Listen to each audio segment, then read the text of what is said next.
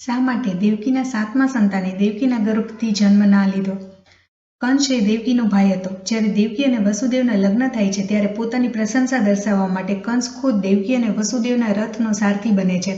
આ સમયે આકાશવાણી થાય છે કે દેવકીનો 8મો પુત્ર કંસનો વધ કરશે. આથી કંસ દેવકીને મારી નાખવા ઈચ્છતો હતો, પરંતુ દેવકી અને વસુદેવે વચન આપ્યું કે એ પોતાના બધા જ સંતાનોને કંસને સોંપી દેશે. આથી કંસે બંનેને કારાવાસમાં પૂરી દીધા. કંસે દેવકીના 6 પુત્રોને જન્મની સાથે જ વધ કરી નાખ્યો છે. ત્યારે પોતાની પ્રશંસા દર્શાવવા માટે કંસ ખુદ દેવકી અને વસુદેવના રથનો સારથી બને છે. આ સમયે આકાશવાણી થાય છે કે દેવકીનો 8મો પુત્ર કંસનો વધ કરશે. આથી કંસ દેવકીને મારી નાખવા ઈચ્છતો હતો, પરંતુ દેવકી અને વસુદેવે વચન આપ્યું કે એ પોતાના બધા જ સંતાનોને કંસને સોંપી દેશે. આથી કંસે બંનેને કારાવાસમાં પૂરી દીધા. કંસે દેવકીના 6 પુત્રોને જન્મની સાથે જ વધ કરી નાખ્યો. જ્યારે દેવકી 7મી વખત ગર્ભવતી હતા ત્યારે શેષનાગ બાળકના રૂપમાં દેવકીના ગર્ભમાં આવ્યા. દેવકીના ચહેરા પરની દિવ્યતા જોઈને કંસને લાગ્યું કે ભગવાન જ એના ગર્ભમાં છે. આથી એ આ બાળકને જન્મની સાથે જ મારી નાખવા માંગતો હતો. આથી ભગવાન વિષ્ણુએ યોગમાયાને બોલાવી અને પોતાની યોજના બતાવી.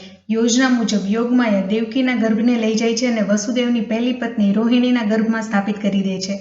ગર્ભને દેવકીના પેટમાંથી કાઢીને રોહિણીના પેટમાં સ્થાપિત કરવાની ક્રિયાને સંકર્ષણ ક્રિયા કહે છે. આથી જ બલરામનું એક નામ સંકર્ષણ પણ છે. ત્યારબાદ વિષ્ણુએ દેવકીના ગર્ભમાં પ્રવેશ કર્યો અને યોગમાયાએ યશોદાના ગર્ભમાં પ્રવેશ કર્યો.